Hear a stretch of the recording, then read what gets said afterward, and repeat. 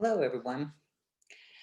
We're off and running in our first week of a formal class time, Module 1. I wanted to go over a few things about the module itself, but also about your first activity that you're going to be doing that will be graded, okay? So I hope everybody's doing well and taking care of themselves. It's been a long, 9 months, 10 months? It's really moving along. I hope if you have anything that you need to talk to me about, just send me a quick note and I'll be happy to schedule a time to talk to you. I am going to set up virtual hours for people to meet with me, but I hate to say it. Sometimes I find out I'm just like waiting around to see if somebody's going to show up. It's like throwing a party and nobody shows up. You're always worried about it. So, but I can always talk to you during the week. Don't worry about it. So let's talk a little bit about the module. You're going to be going over some of the history. I have this written in the text, but I find it interesting that one of the first reported occasions of using group therapy was done by a physician, a medical doctor who was helping people who had been in the hospital with TB to re-enter into their community. So he started basically a support group and psychoeducational group, actually, to help them, and found it to be very effective. So that's just a little piece of history. I was a history major in college, man. It still sticks with me a lot. We're going to talk a lot about being a group leader, facilitator, and there's a lot of content in the first week or two. Okay, a lot. I'm not even going to ask forgiveness on this one because I put more in because the textbook you have is really about techniques, not about theory, not about some of the background. You'll be getting some of that in there, but I always want to make sure everybody has gotten plenty of opportunity to learn the distinctions between facilitation and some of the other things that you do.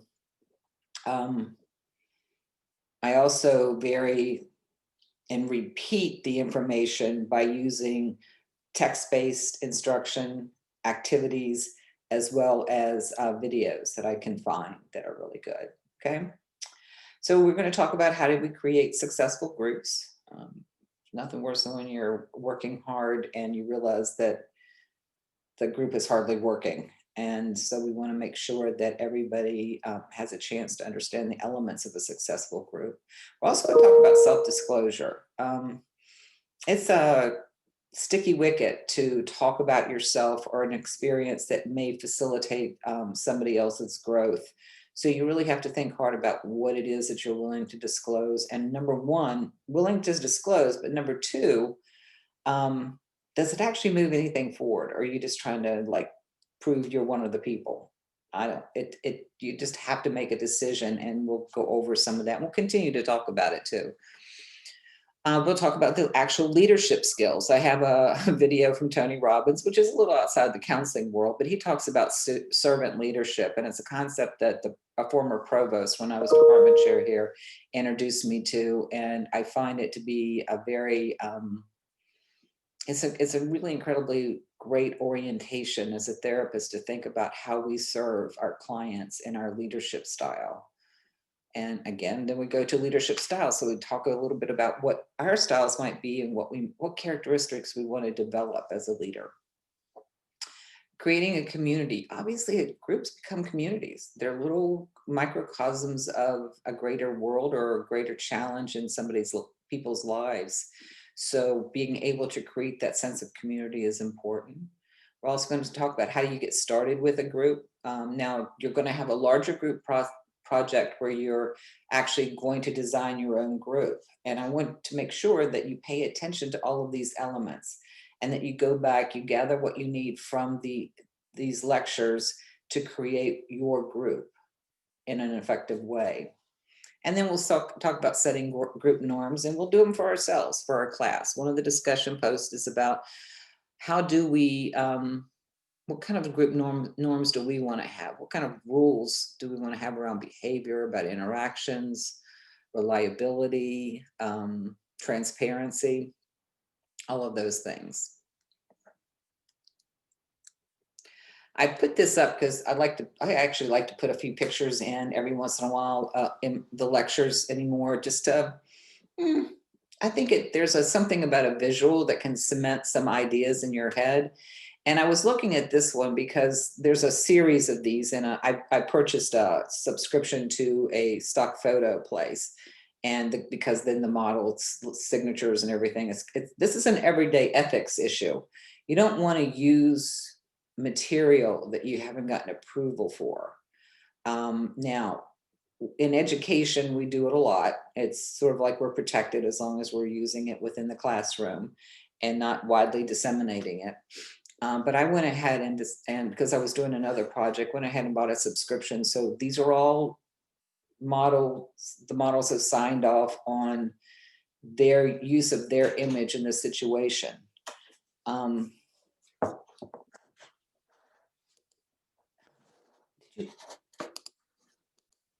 Sorry, I was interrupted by somebody. Nothing like having somebody walk in and interrupt right in the middle of everything. Anyway, so these are all models, they're role playing, but I thought, well, this woman, the older woman, I wouldn't say elderly, I better shut up, was, is a therapist in a number of these shots. And I was looking at this thinking, what's a good example of a group that's going well? Then I started looking at it and it's going, don't get me wrong, there's no, qualifying progress in a group is difficult, particularly because sometimes the group is challenging each other in ways that doesn't always feel healthy, but they're acting out what they need to see and how they behave in the world and how it might get in their way. So I was looking at the therapist, and first of all, she looks ready to pounce on something with a little notebook in her hand, a little less than relaxed. I'm not sure that I never sat in a group and took notes. I usually did it afterwards, but there's nothing wrong with it as long as, again, everyday ethics, share with the class what you're doing. I mean, the group, what you're doing, that you're taking notes because you want to be able to remember and come back to certain things later on.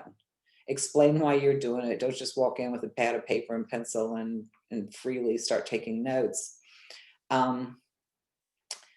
There's obviously a little tension between guy in the blue t-shirt and I guess she's a redhead on the other side of the therapist. If you look at first I thought she was just being very, attentive.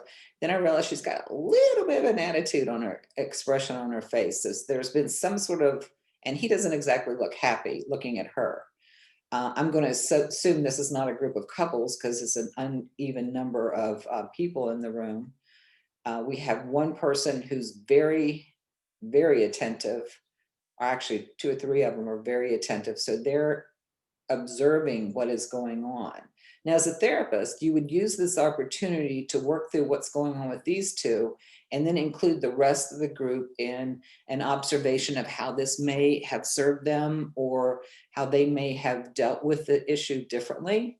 But it's a good example when you really start to dissect some of these pictures about what you can learn from looking at a visual. Practice your observational skills because it's essential for a therapist to be able to get the verbal as well as the nonverbal cues. So you need those nonverbal cues because people can say one thing and their body language tells you something totally different. So use some of these pictures and just see if you can pick them apart and train your brain to be able to, while you're talking, observe at the same time. Okay.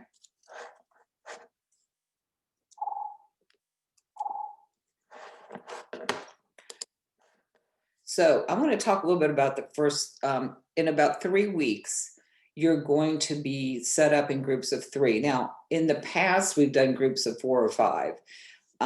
The change in the university threw us kind of a loop by starting the semester a week late. And we'd already set the time for the immersion week when that happened. So we're a little short on time. So the other section and instructor and I decided that we would do groups of 3. It's fine. It's not going to hurt anything. You're not having to track as many people. Everybody gets to facilitate a session. So there'll be 3 sessions, groups of 3, 3 sessions. And they're going to start the week after the positive psychology week, because we're going to be using positive psychology exercises. We're going to give you the exercises to work with. The first person will open the group. The second person will deepen the conversation. The third person will wrap everything up. And I think we've got SMART objectives worksheets that you'll use that are pretty handy in that situation. There's also a website that you'll be given to check out the material. It's a really great website discussing a lot about group facilitation. And they have different acronyms and different ways of helping people set goals and achieve them. They have one called GROW, which is fun. So it's worth a read. It really is. It's worth just keeping and holding on to. They have templates. I went ahead and downloaded some because I signed up for them a while back and they still haven't arrived. So I had some I'll just send to you. I'm going to just attach them. So you're going to be meeting for 3 weeks between February 11th and the 25th. The next week is our immersion week. Okay. And you can do it. It's set up on asynchronous. We're supposed to be an asynchronous program with the exception of our residency weeks, which is what you're doing in March. That's usually done online in a discussion forum. And some people find it valuable because it's a little safer, less threatening to just be able to engage, create an environment in the discussion forum. Some people really want to be able to do this in a more synchronous environment. So I am more than willing to set up Zoom rooms for people to be able to do this. I'll send out an email to everybody, and with the idea that you provide, I was going to do a doodle poll, but I don't know, sometimes those don't work. Just to see if we can come up with everybody who wants to be able to do it on Zoom can give options and see if there's common times that everybody can meet. I would suggest just setting a time that you know you could meet 3 weeks in a row at that time, Thursday at noon or Thursday at 5. Or 2 o'clock in the afternoon. Okay. So I'm going to see if I can get the doodle poll set up. I think the problem is that I have to be able to feed all of y'all's emails into it. I'm always worried I'm going to type something wrong on that. The session is going to focus on self-care goals as a counselor for you, using these positive psychology exercises, a practice that you feel like you want to put in place to make sure that you stay healthy and effective as a therapist, because there's a lot of discussion in that positive psychology site about burnout with counselors.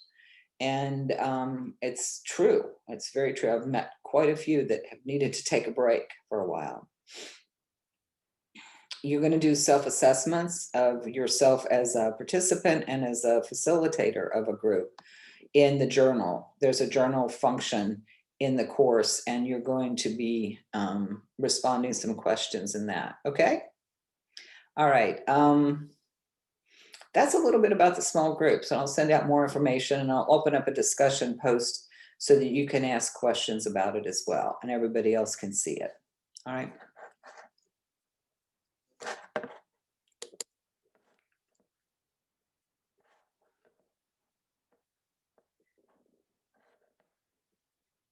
Okay, well, that's the end of our time together. My last PowerPoint slide. Again, give me a call or send me a message that you want to talk, or just make sure you ask any questions that you feel like you have to have. Yes, there's a lot of material you're going through this week and next week. It'll lighten up after that. And then because we're going to be in an intensive week, you'll have less lectures toward the end. You're going to be doing the group design pretty much focused just on that for the last month or so of the semester. So the best part about it is usually the beginning of the semester is the lightest because there's not a lot of assignments. So I put things as much as I can the first couple of weeks so that you can use it to build on, but you can also have a little bit of time to focus on it when you're fresh. Hopefully you had a nice holiday break, because it's going to be, we've got a big semester here. All right, y'all take care, and I will talk to you very soon. as soon as I'm able to get out of everything. They keep changing all of this. Have you ever noticed that they keep changing things and you were like, okay, stop recording. There it is. Have a great week. Talk to you soon. Bye.